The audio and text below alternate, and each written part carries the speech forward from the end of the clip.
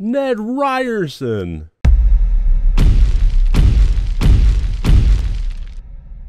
Hello and welcome to RotD Review of the Day, and today I am taking a look at the 2017 horror movie Happy Death Day. Now, this movie follows a fairly common storyline that we've seen now. I think it pretty much started and the bar was set high with the movie Groundhog Day. And a lot of people refer to this as a Groundhog Day storyline. I'm going to refer to it as the repeating days storyline, just because when I say the words Groundhog Day, I actually kind of want to be specifically pointing to that movie as opposed to the general storyline. But this follows a repeating day storyline. We've seen it in Stargate SG-1, had one of their best episodes with that. Star Trek Discovery had one of their best episodes with that. And ultimately, I am a big fan of the repeating day storyline. I think it's fun. It's a good thought experiment along the lines of, well, what if I won the lottery? And then, just kind of rolling with it from there. Well, what if my day kept repeating? How would I interact with people? How would I find out what's going on? How would I break the loop? And the problem with Happy Death Day, not that it has a whole lot of problems. I actually thought it was somewhat solid. It was definitely entertaining. It was definitely enjoyable. But when you have a repeating day storyline, there's an inherent set of logic and rules to it. It being a thought experiment, it is following a logical format, and with being a thought experiment, the logic has to be airtight. And in this movie, there were some pretty serious logical fallacies with it within the context of the repeating day stuff, and they were a little bit hard to overlook, and it kind of pulled me out of the movie. So, you know what? To get into it, let's get into the categories. As always, 4 different categories, each one worth up to 25 points for a total possible score of 100 points. And the plot of this one has a college girl waking up in a strange boy's dorm, been out partying the night before. She wakes up and begins her day, goes to class, interacts with her friends, so on and so forth, and is generally a fairly nasty individual. That's the way a lot of these storylines work out, is, they start out and then find redemption through the loops.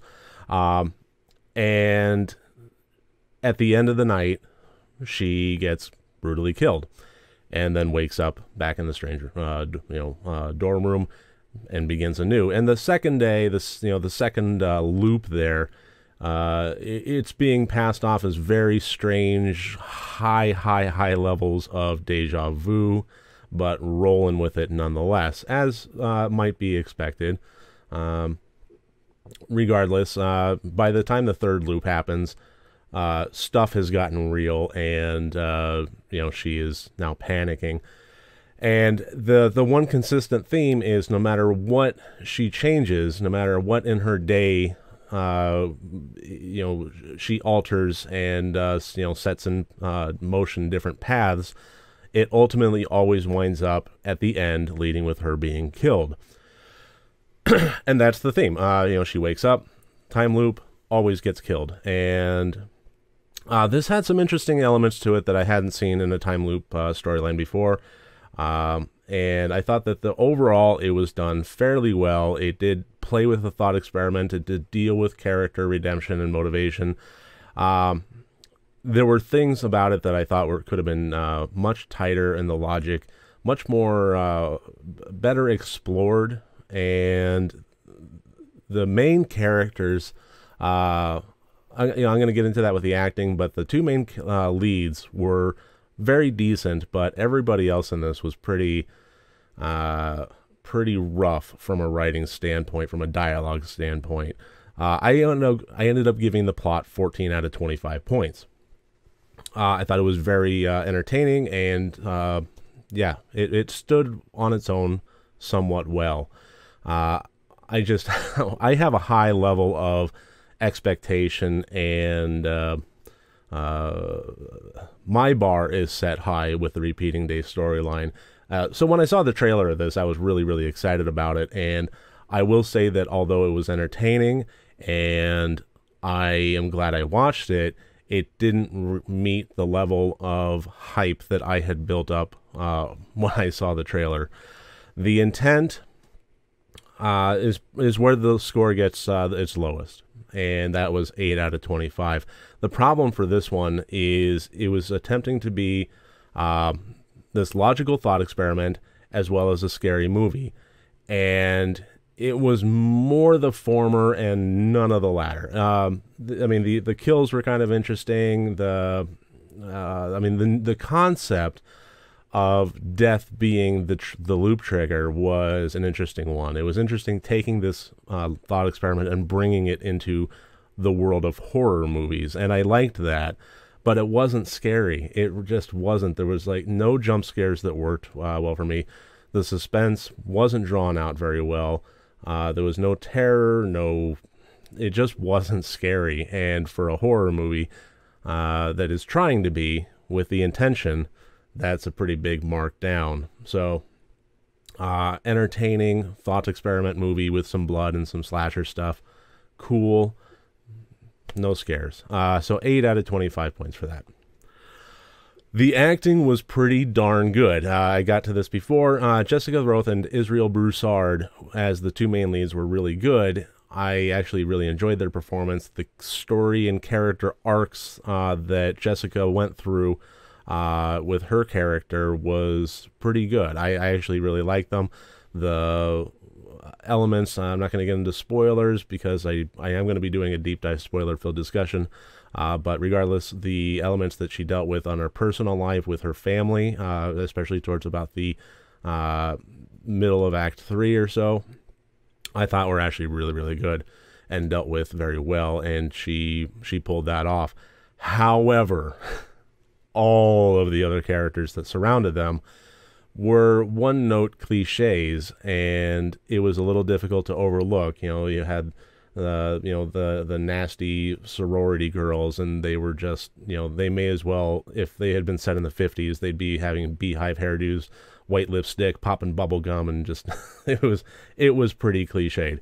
So I gave the acting 16 out of 25 points. And the technical, this had all the technical elements of of what you would expect from kind of a big budget mass. It was produced by, I think it was a Universal Studio, Universal Pictures. So I mean, it had some money, it had some weight behind it. So and it wasn't terribly special effect heavy. So what they had there was pretty good. The blood effects, the makeup and so forth, it was good. The cameras, it was standard mainstream movie with the camera movement and the angles. It wasn't really trying for anything new or tricky. So it was very adept and functional, but really didn't rise above anything special. And some of the logic behind the repeating day storyline that it failed to meet up with was, in my opinion, a little bit of a markdown there. So on the whole, I would say average for this. So I gave it 13 out of 25 points, which gives us a total score of 51 out of 100 points. I do recommend this movie. It falls into the average score, right into the line of 50s mediocrity with the score there, but it was entertaining. It was an interesting thought experiment, and I do love these storylines. So it's certainly nothing that I would tell people to avoid. And based on that, if somebody was wanting to watch it, I would say, you know what, go for it. Turn your brain off a little bit, which is an unfortunate statement when it comes to a logical thought experiment movie. But have fun with it and enjoy it, and I think you won't be terribly disappointed. So that's about it for Happy Death Day. I will be discussing some of what I found as far as glaring issues in the deep dive discussion, as well as how we as a society can come together and make a repeating storyline a possibility, as far as if somebody comes to you and says, my day is repeating, how to avoid hours and hours of wasted time in conversation and proving it. So look for that in the deep dive discussion. Next time you want to watch a horror movie, first make sure that it's good and rotted.